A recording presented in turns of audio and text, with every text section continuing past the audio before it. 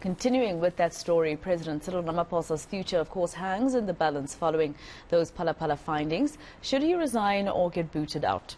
He'll be the third president who didn't finish his term post-1994.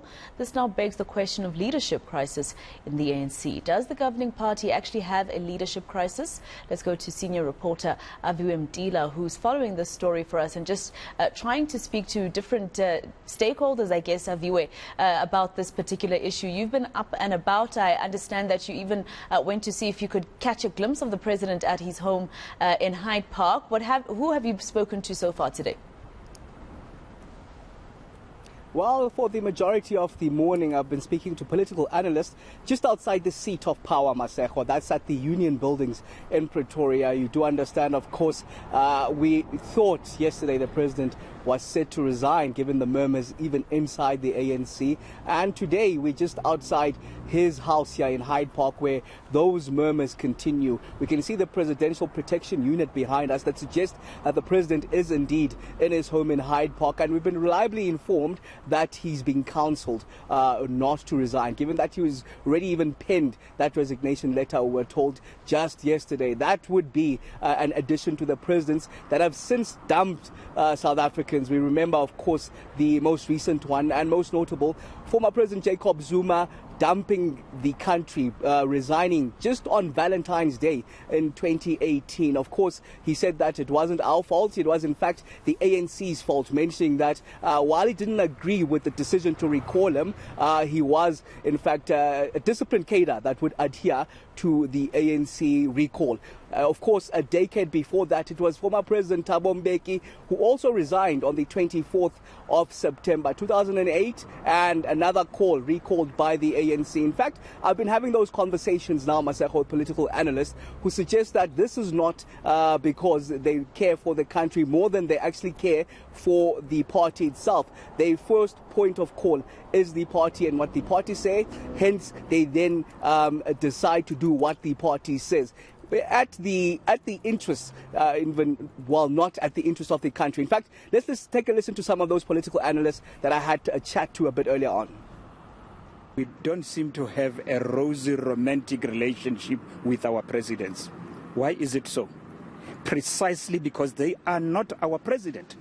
They are the president of the organizations elected by the organization on behalf of the people. When are the people of South Africa going to elect their own leaders?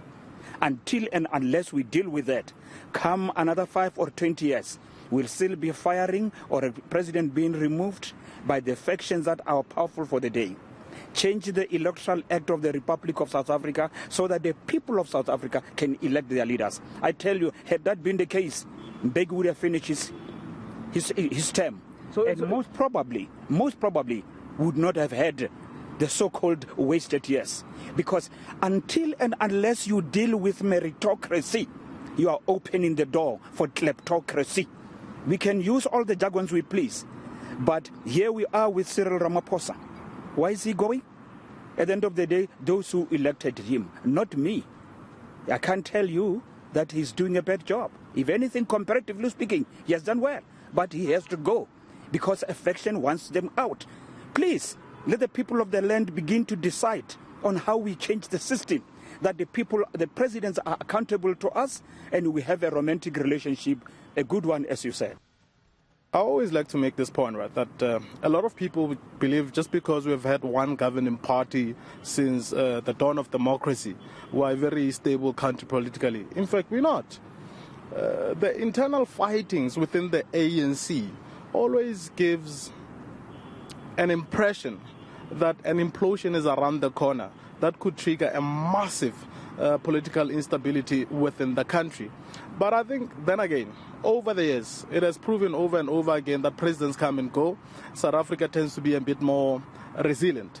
But ultimately, the internal fightings within the ANC always creates an element of political instability in our country.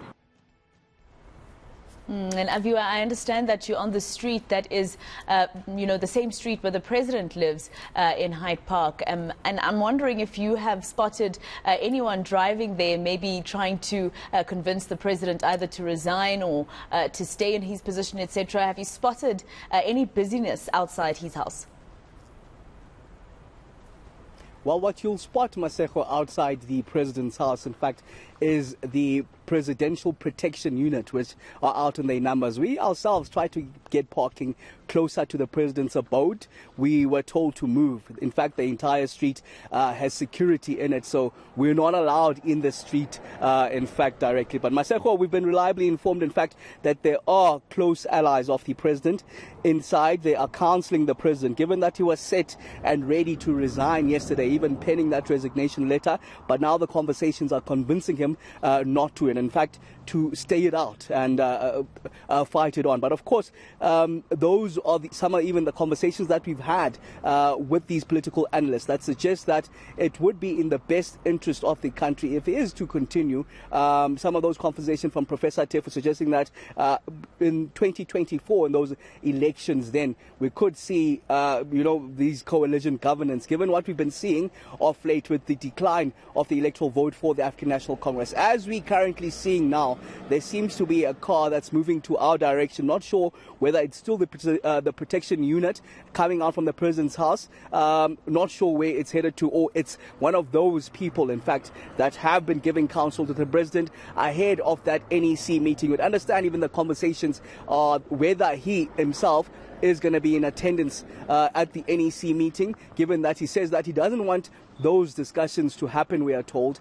with him present inside that meeting. So he'd rather have those conversations happen openly, where people can speak freely without being intimidated with him being there. Some of those conversations, of course, that we are hearing on the sidelines as the African National